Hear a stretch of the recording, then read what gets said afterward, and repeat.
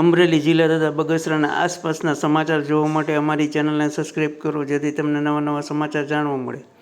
મળતી વિગત મુજબ બગસરામાં રામદેવજી મહારાજનો પ્રાગટ્ય મહોત્સવ અંતર્ગત ભવ્ય શોભાયાત્રાનું આયોજન કરવામાં આવ્યું હતું, જેમાં શિવલાલભાઈ ઠુમરના ઘરેથી આ ભવ્ય શોભાયાત્રા નીકળી હતી, જેમાં વાજતે ગાજતે મહિલાઓ તથા તમામ ભક્તો બહોળી સંખ્યામાં ઉપસ્થિત રહી આ શોભાયાત્રામાં જોડાયા હતા.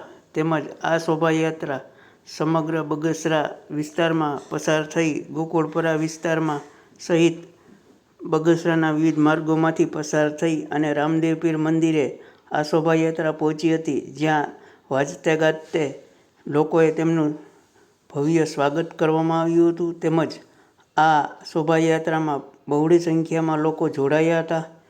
તેમજ આ શોભાયાત્રા પૂર્ણ કરી આ સમગ્ર મહાપ્રસાદનું પણ આયોજન કરવામાં આવ્યું હતું, જેમાં 2500 લોકોએ પણ આ પ્રસાદ લીધો હતો.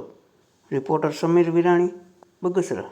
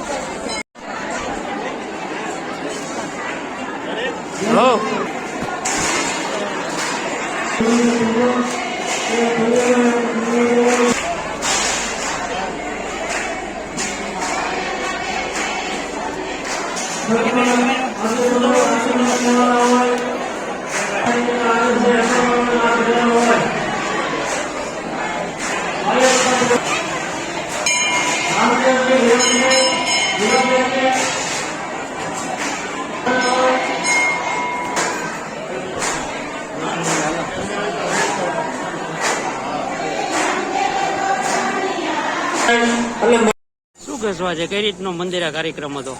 આજે રામદેવજી મહારાજના ભાદરવા સુદ નોમના જન્મદિવસ અને એમાં દસમનો પ્રસાદનો કાર્યક્રમ 2500-2,000 જેટલા હરિભક્ત ભાઈ બહેનોના સંતોની હાજરીમાં મહાપ્રસાદનો કાર્યક્રમ અને શિક્ષક સોસાયટી ગોકુળપરાથી રામદેવજી મહારાજ, વિરમદેવજી અને હરજી પાટીના ઘોડેશ્વરની સવારી સાથે ખૂબ સરસ રીતે બહેનો રાસ લેતા રહેતા અહીં સુધી ભાવભીનું સંતોની હાજરીમાં સરસ રીતે પ્રોસેસન અને અહીં ધર્મસભા યોજાય એ ધર્મસભામાં પણ સંતોની હાજરીમાં સંતોએ પણ રૂડા આશીર્વાદ આપ્યા. શિખરબદ્ધ મંદિર રામદેવજી મહારાજનું એક સરસ મજાનું ગોકુળપુરામાં બન્યું છે.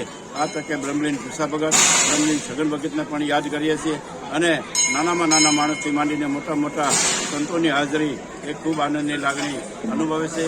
આજે ખૂબ સરસ રીતે પ્રસાદનો કાર્યક્રમ અને રામદેવજી મહારાજને ધજાના નિશાન ચડાવવાના સહિતના કાર્યક્રમમાં માણી અને બધાએ ધન્યતા અનુભવી છે.